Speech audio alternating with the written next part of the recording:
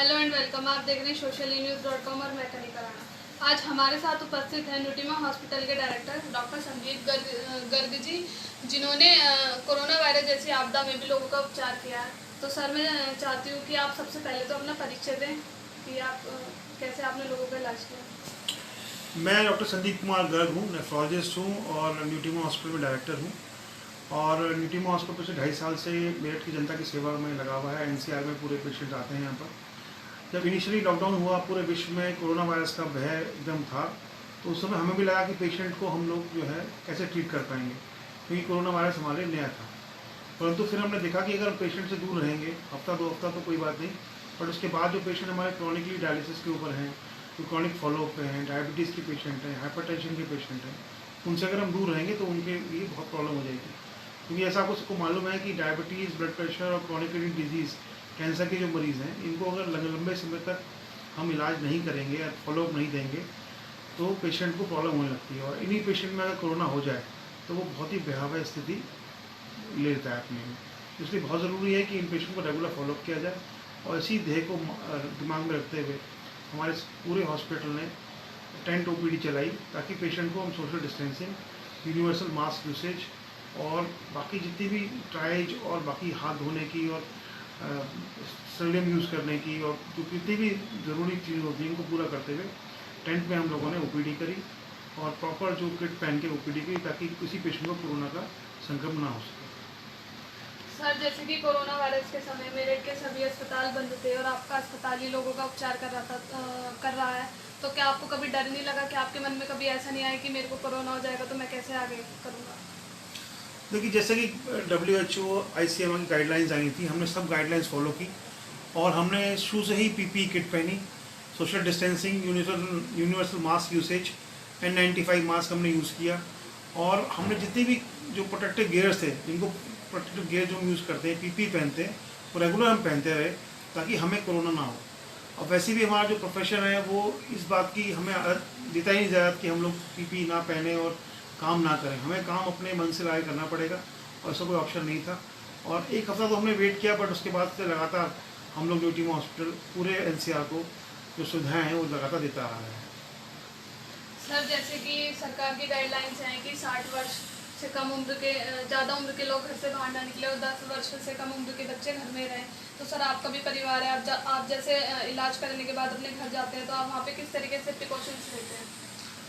देखिए, मेरे पिताजी जो हैं वो उनकी उम्र करीब 89 ईयर्स की है। मेरे घर में छोटा बच्चा तो कोई नहीं है, परंतु मैंने ध्यान रखा कि जब मैं घर में जाता हूँ तो जाते ही अपने कपड़े जो है बाहर ही चेंज करता हूँ, बाहर वाले रूम में चेंज कर देता हूँ और बाहर ही मैं अपना मुंह हाथ धो सब आराम से साबुन से धोता हूँ और फिर ही मैं घर में आता हूँ। तो मैं न्यू सेट ऑफ क्लोथ्स पहनता हूँ जब भी मैं घर में एंटर करता हूँ। जब घर से लीव करता हूँ तब भी new set of clothes use करता हूँ, ताकि घर में कोई संक्रमण ना हो। और इन 3 महीनों में मैं कभी भी अपने पिताजी के पास बहुत क्लोज कॉन्टैक्ट में नहीं गया, दूर से बैठ के बात करी उनसे। और दवाइयाँ जो सुबह शाम की वो खाते हैं डायबिटीज़ की, वो सब मैंने दी और दूर से ही किया, पास उनके बिल्कुल नहीं गया, ताकि उनको कोरोना संक्रमण ना हो सके। सर, जैसे कि कोरोना वायरस जब चल रहा था तो उस बीच आपके भी हॉस्पिटल में कोरोना के बहुत सारे पेशेंट आए, तो आपने खुद को और अपने स्टाफ को कैसे प्रोटेक्ट किया? जैसा कि गवर्नमेंट की गाइडलाइंस थी, हमने एक ट्राइज का व्यवस्था की। ट्राइज में जो है हमारे सारा स्टाफ है वो PPE पहन के रहता है। और जैसे कोई पेशेंट आता है, खासकर ILI का या फिर सारी का, उसको हम एडमिट नहीं करते क्योंकि गवर्नमेंट की गाइडलाइंस है, उसको हम सीधा मेडिकल कॉलेज भेज देते हैं। बाकी जितने भी पेशेंट आए हैं बस हार्ट अटैक के, किडनी अटैक के, ब्रेन अटैक के, उन सबको हमने एडमिट किया और उन सबकी देखभाल की। तुरंत हमने उनका कोरोना कराया, टेस्ट कराया और वही नेक्स्ट डे रिपोर्ट आने के बाद हमारे यहाँ करीब 9 पेशेंट अब तक पॉजिटिव आ चुके हैं।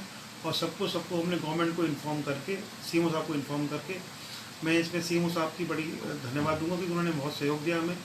जो भी पेशेंट हमारे आए उनको तुरंत मेडिकल कॉलेज में शिफ्ट कराया कोरोना पॉजिटिव आने के बाद। एक पेशेंट जो शुरू में गाइडलाइंस थी गवर्नमेंट की कि कुछ डॉक्टर को क्वारंटाइन होना पड़ा, उसकी वजह से 2 डॉक्टर से क्वारंटाइन होना पड़ा, हमारे कुछ स्टाफ को क्वारंटाइन होना पड़ा। उसमें मैं भी हूँ जो कि मैं 7 दिन क्वारंटाइन में रहा और डॉक्टर बेम्बी भी क्वारंटाइन में रहे। इस बीच हमारा स्टाफ करीब 22 स्टाफ हमारा क्वारंटाइन में रहा, बट सब लोग सफलतापूर्वक बाहर निकल चुके हैं और किसी भी हमारे हेल्थ केयर वर्कर को या डॉक्टर को आज तक कभी कोरोना का संक्रमण नहीं हुआ है। सर, जिस तरीके से मेरठ प्रशासन लगातार बार बार कह रहा है कि जितने भी प्राइवेट हॉस्पिटल है सभी सामने है और जितने भी कोरोना पेशेंट हैं उन सबका इलाज करें, तो इस बारे में आपका क्या कहना है? देखिए, हमारी पहली भी मीटिंग हुई है प्रशासन के साथ में। मैं खुद मीटिंग में गया हूँ न्यूटीमा हॉस्पिटल की तरफ से। जो उनकी डिमांड है वो ये है कि हम लोग एक कोविड हॉस्पिटल बनाएं। कोविड हॉस्पिटल में सबसे मेन प्रॉब्लम जो आती है वो है रेजिडेंट्स की, क्योंकि जितने भी मेडिकल कॉलेज हैं, बड़े हॉस्पिटल्स हैं, वहाँ पर रेजिडेंट की सुविधा होती है। रेजिडेंट्स रहते हैं 24 घंटे हॉस्पिटल ड्यूटी पे, और फिर उनको वही चले जाते हैं क्वारंटाइन में। जो सीनियर डॉक्टर्स होते हैं वो क्वारंटाइन में नहीं जाते हैं, जैसा कि आपने दिल्ली के बड़े अस्पतालों में देखा होगा, मेडिकल कॉलेज में देखा होगा। तो जो रेजिडेंट वाली जो बीच में जो एक कड़ी है वो हमारे प्राइवेट हॉस्पिटल्स में नहीं है। और जो रेजिडेंट एक दो हैं वो पूरी तरह से पॉसिबल नहीं कि उनको हम लगातार ड्यूटी पे रखें। तो इसलिए जो कोविड हॉस्पिटल बनाने वाली बात है वो हम पूरी तरह नहीं बना पा रहे हैं फिलहाल अभी।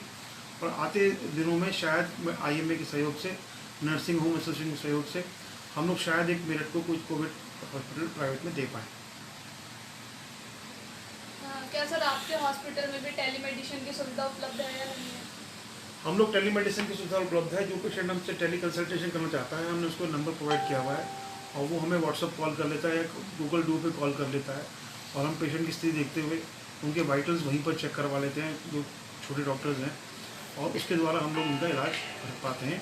और टेलीमेडिसिन मेरा मानना है कि बहुत अच्छी तो चीज़ नहीं है, क्योंकि पेशेंट को अब तक हम देखते नहीं फिजिकली, अब तक हम संतुष्टि नहीं मिलती, ना पेशेंट संतुष्टि मिलती है। बट इस कोरोना काल में जब 3 महीने तक हम पेशेंट को पास नहीं आ पाते हैं, तो डेफिनेटली टेली कंसल्टेशन की जा सकती है। जैसे कि कोरोना वायरस जैसी आपदा चल रही है इस समय, तो आप जनता से क्या अपील करना चाहेंगे और उनको क्या संदेश देना चाहेंगे कि किस तरीके से वो घर में रहें, और घर से बाहर जाएं तो वो क्या प्रिकॉशंस लें? देखिए, जैसे कि गवर्नमेंट ने कहा, हमारे प्रधानमंत्री ने कहा, और बाकी गवर्नमेंट एजेंसीज ने कहा कि हमें 3-4 चीज़ों का ध्यान बहुत ज़रूरी है। पहली बात, एक तो हम मास्क पहने, यूनिवर्सली मास्क पहने, खासकर हेल्थ केयर वर्कर्स जो हैं वो N95 मास्क का प्रयोग करें। दूसरा है सोशल डिस्टेंसिंग। हम लोग कम से कम 2 से 3 फीट की दूरी बना के रखें, और किसी को भी अपने आसपास ना आने दें। कोई अगर आता भी है, आपका प्रिय दोस्त आता है, तो उसको हम बोलें कि भाई दूर रहो, पास मत आओ। और तीसरा, रेगुलर हैंड वॉशिंग, जितना हो सके हैंड वॉशिंग करें, और या फिर स्टेरिलियम का इस्तेमाल करें, ताकि कोई भी कोरोना वायरस हमारे हाथ, मुंह या एरोसॉल से हमारे अंदर ना जा पाए। जैसा कि आपने हमारे बीच अभी सुना डॉक्टर संदीप गर्ग जी को, जिन्होंने कोरोना वायरस को लेकर बहुत सारी अच्छी अच्छी बातें बताई, और इनका न्यूटीमा हॉस्पिटल में जो भी लोग आते हैं उन सभी का बहुत अच्छे से उपचार किया जाता है। तो देखते रहे हमारा चैनल, लाइक करें, कमेंट करें, सब्सक्राइब करें। जय हिंद, जय भारत।